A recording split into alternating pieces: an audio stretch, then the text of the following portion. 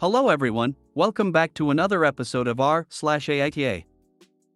In today's episode, AITA for not telling my roommate I own the house? AITA for telling my mom that I don't care about my autistic brother? AITA for checking out of parental duties after my wife said I'm not the father?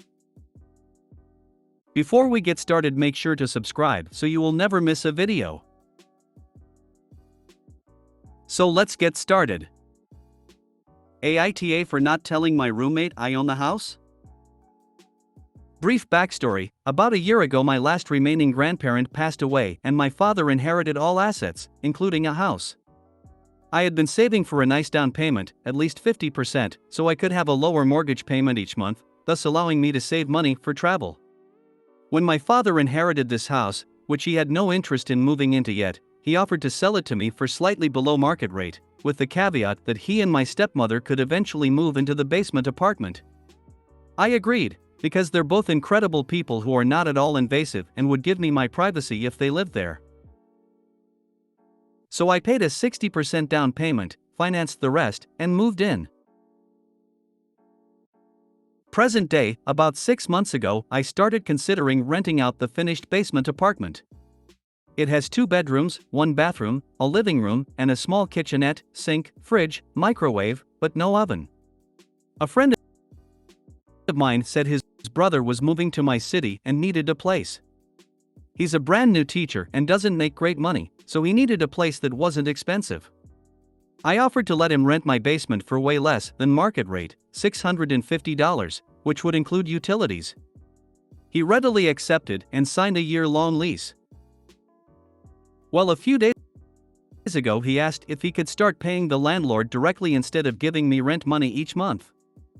I was under the impression my friend had told him I own the house, so I was confused and I told him we don't have a landlord and that I'm the owner. He got very upset and screamed at me for lying for over 6 months and taking advantage of him by making him pay so much in rent. For the record, an apartment similar to the one in my house would be well over twice what he's paying me, closer to 3 times for something as nice. He asked how much of my mortgage he's covering and I said, why does that matter? You're getting a nice, quiet place to live, access to a full kitchen and laundry room, and you're paying an amount that you can afford. My personal finances aren't really a factor here. He stormed out of the room and slammed the basement door. He's still not speaking to me. I asked a few other friends and some family members, and most said I'm wrong for having him cover my mortgage payments. Only a few say I'm in the right. So AITA for having my roommate cover $650 of my $775 per month mortgage? ETA, he has a lease, so I won't be evicting him over this alone. If he does any damage or becomes hostile, I'll look at the eviction process. But for now, he will remain unless he chooses to break the lease, which I'd allow him to do if he wants. He also didn't bother to read the lease before signing. The lease clearly states I'm the homeowner. I didn't trick him or keep info from him. He simply didn't read what he was signing. I didn't get the house for almost free, as some people choose to believe. My father sold it to me for about 75% of its value, more or less as an advance on rent he and my stepmother will pay when they move in here in a few years. We already agreed they won't pay monthly rent but will contribute to utilities and groceries at that time. I also made a 60% down payment, so I have quite a bit invested, as well as paying about $1,500 per month out of pocket for taxes, insurance, maintenance, utilities, etc. OMG, are they freaking serious? What does they think people do when they rent? They cover the landlord's mortgage payment. You are definitely NTA, and quite honestly, do not renew the lease with this person. How entitled can one person be? I rented an Airbnb for a few months when I was new to the area. More precisely, I rented a bedroom. Yes, I had access to the kitchen, shared bathroom with whoever else were guests, shared laundry room, and pool, but still, bedroom, for more than you're charging for a finished basement apartment. It sounds like your renter is going to get sticker shock when he moves out. Tell everyone who thinks you're ripping the guy off to check the market rate for the area, then go kick rocks. Were you supposed to let him stay for free? Again, NTA, but I think I'd start looking for smarter friends. NTA. The question isn't the mortgage. It's fair market rate for what he's getting. I get the shock he's feeling, but he's not entitled to free housing just because you're friends. God, I hate defending a landlord. Makes me feel dirty. They aren't friends. The tenant is the brother of one of the OP's friends. A lease was signed. Unless the OP created an LLC for this, it is believable that OP's name and signature is also on the lease. NTA. NTA. He's paying well below market rate, and the amount you're paying in rent shouldn't impact this, as it's your house. Would he expect to live there for free if you had already paid off the house and had no monthly payment? That was my thought too. In my mind, the amount I paid for a down payment is my part of the rent. Plus, I am paying the rest of the mortgage along with providing amenities he would have to pay for elsewhere. But my friends and family think I should be splitting the mortgage equally so he's not paying more, so that had me questioning myself. 100%. OP should tell him to look for something better. I would love to pay that price right now for housing. NTA. If he's so unhappy, offer to break his lease and let him find another place to live. You didn't hide anything from him and you don't owe him anything. If he wants to break the lease, I'd let him do it with no penalty. I could make at least $1,000 per month if I rented to a stranger. I mostly gave him the discount because he's my friend's brother, and teachers have a lot working against them, so I thought he deserved a break. He teaches in a low-income area and ends up spending money out of his own pocket to make sure his students have what they need. Wow, the cojones on this one. I give him notice. If he thinks he can find a better deal, let him. $650 for a 2-bedroom with utilities included? I don't think you could get that good a deal in Oklahoma. NTA. Why are PPL looking at it as if he's paying your mortgage directly? What it is you're the landlord and he's paying you his rent, and where that money goes is nobody's business but the landlord's. If the money doesn't go into the mortgage, where should it go? Back into his own pocket? He's a renter, so he has to pay rent. Anyone trying to argue their way out of paying rent is just delusional.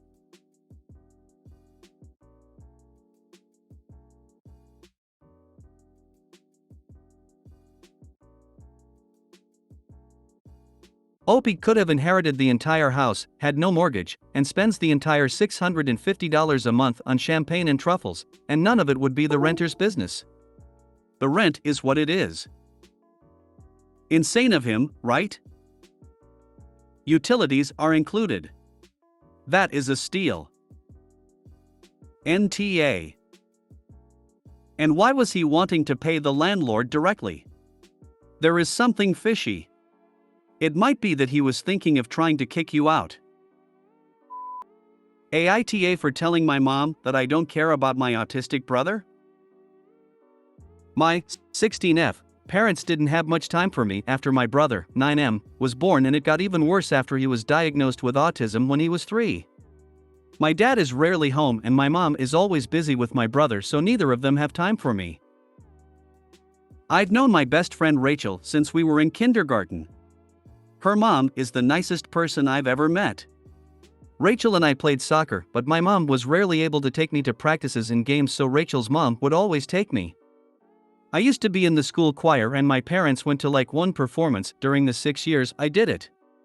Rachel's mom was at every performance for me even though Rachel wasn't in choir.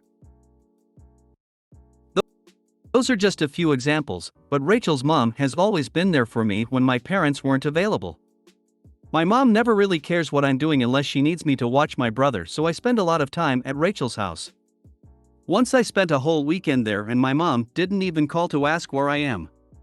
Rachel's family go on a lot of vacations and they often take me. They're going to Disney World during Thanksgiving break and invited me to come with them. I asked my dad and he said I could go. They've already planned and booked everything and I'm really excited. I'd been to Disneyland once with my family and it was horrible. My brother threw a huge tantrum on the first day because he wanted to go on the rides alone and sit between mom and dad, so I had to stay in the hotel most of the time. My brother found out that I'm going to Disney and he had a really big meltdown. He loves Disney and he was mad that I was going without him. My mom told me that she was planning to go to Washington to visit my grandparents. My dad didn't say anything about that, so I'm pretty sure she just made that up to stop me from going. And even if they are going, I don't want to. I don't want to go on a 14-hour car ride with my brother, and I'm pretty sure when we get there they're either going to make me stay with him while they go out or take him out and leave me alone in the hotel. I also wouldn't be allowed to go out on my own. She told me that I need to think about my brother and his feelings are more important because he's younger and autistic. I told her that I honestly don't give a f***ck about my brother's feelings and I wish he was never born.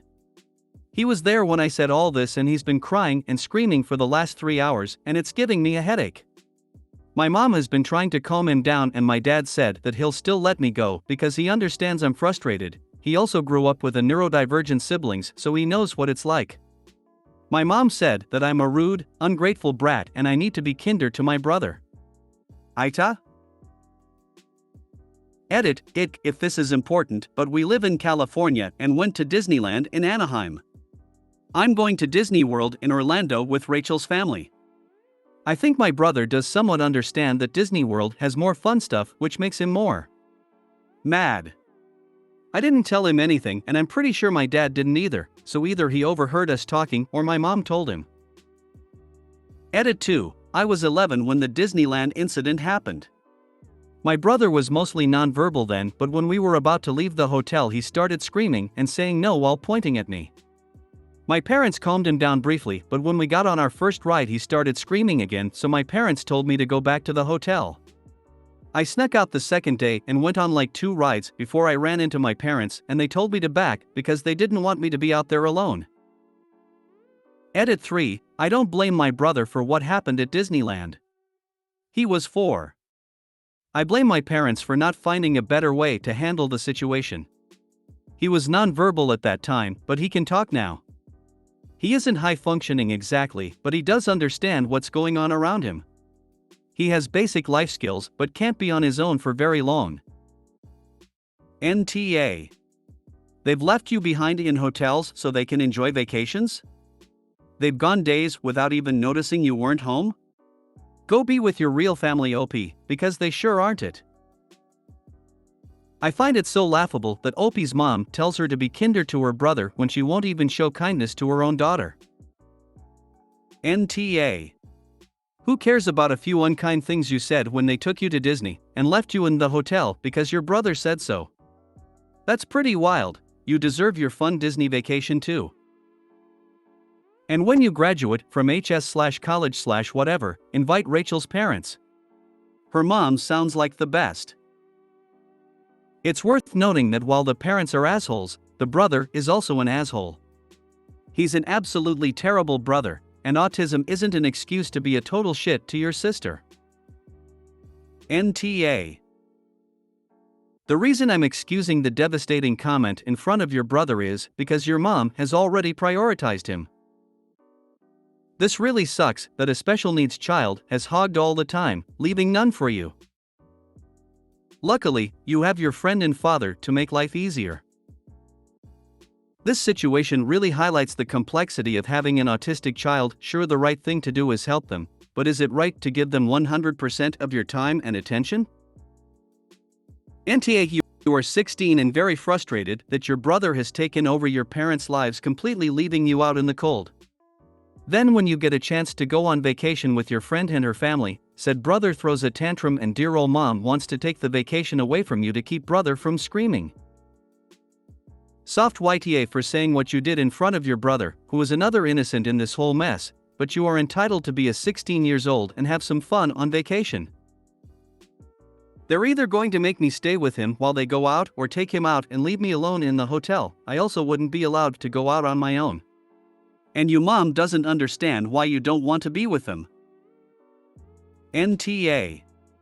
Your mother needs to understand that your life is not all about your brother. Your father might do well to talk to her about this. Your parents are the asshole. Like huge flaming assholes. I'm so sorry you have to deal with this. That said, even though I'm going with AITA AITA, because of how big of assholes your parents are, taking your anger out on a 9-year-old child, even if he didn't have a neurodevelopmental disorder that makes regulating emotions difficult, as a 16-year-old who definitely knows better, is an asshole move. It's your parents, not a 9-year-old child, that are doing this to you. Hating your brother for how your parents act isn't okay. Telling someone you wish they didn't exist is not okay. Ever. I really hope you can go to Disney though. AITA for checking out of parental duties after my wife said I'm not the father? My wife and I have been married for about 4 years. She brought 3 kids from previous relationships into the marriage while I have none. They moved into my house after the marriage because I live in a better school district. Obviously we've had our ups and downs, but overall it's been good until a couple of weeks ago when I woke up and found a large dent running down the entire passenger side of my car. The dent is about a hand's wide, starts at the front fender, and runs down all the way to the rear tire. I was furious and thought someone side swept my car as it was parked on the street. I checked our doorbell camera to see if it recorded anything and was surprised to see our 16-year-old daughter sneaking out of the house in the middle of the night and driving off in my car. She later returned hours later stumbling into the house. Outside of those 2 events, the doorbell camera didn't record anything else but a couple of passing cars that didn't come close to mine. I angrily showed my wife the recording and told her our daughter needs to be punished, but she said that she'll talk to her. I argued that talk isn't enough, which led us into an argument.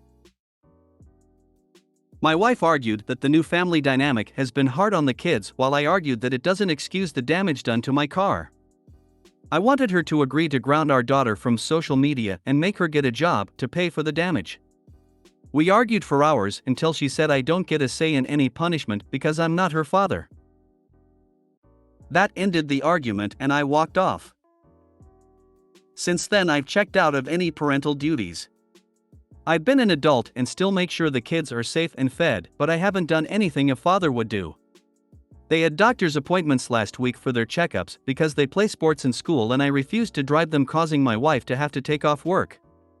They start school next week and I've dropped them off ever since they moved in, but I told my wife she'll have to do it this year. She argued she can't because of her work schedule and I answered a mother would figure it out. She called me a child and to grow up. I think since I'm not the father I don't have to take on the responsibilities of one, but obviously she disagrees. AITA? Edit. I was angry when I wrote it, so I left out some info. My wife wants me to report it to my insurance as a hit and run. She said that way no one has to pay for it. I argue that I'll have to pay for it in the long run because they'll jack up my rates.